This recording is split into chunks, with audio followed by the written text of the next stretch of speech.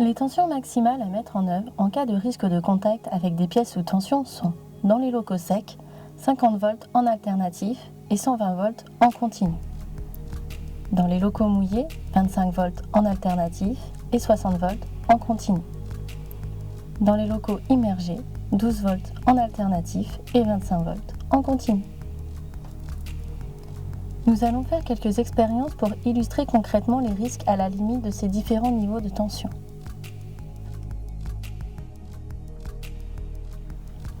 Nous prendrons un alternostat alimentant un transformateur pour avoir une tension réglable entre 0 et 60 volts. Nous contrôlerons la tension appliquée à l'aide d'un wattmètre indiquant également le courant et la puissance.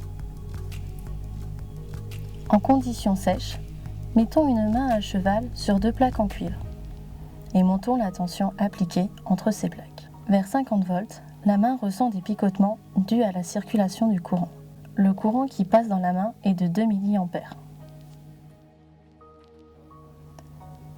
Main mouillée, mettons à nouveau une main à cheval sur 2 plaques en cuivre et montons la tension appliquée entre ces plaques. Vers 15 volts, la main ressent des picotements dus à la circulation du courant. Le courant qui passe dans la main est alors de 3 mA. Nous allons maintenant utiliser un aquarium. Les plaques en cuivre servent maintenant d'électrodes plongeant dans l'eau. Immergeons maintenant la main dans l'aquarium. Vers 12 volts, la main ressent des picotements dus à la circulation du courant.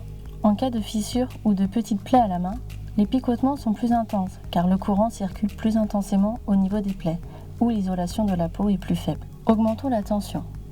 Vers 20 volts, la main se contracte involontairement. C'est la tétanisation. Dans ce cas, une partie du courant passe dans l'eau entourant la main. Le courant qui passe dans la main est dans ce cas indéterminé. En synthèse, les tensions de sécurité sont 12 volts en conditions immergées, 25 volts en conditions mouillées et 50 volts en conditions sèches. Ces tensions correspondent bien à des tensions limites que peut supporter un adulte sans danger. Pour votre propre sécurité et celle des autres, veuillez au bon respect des tensions de sécurité. Au-delà de ces limites de tension, portez des gants de sécurité.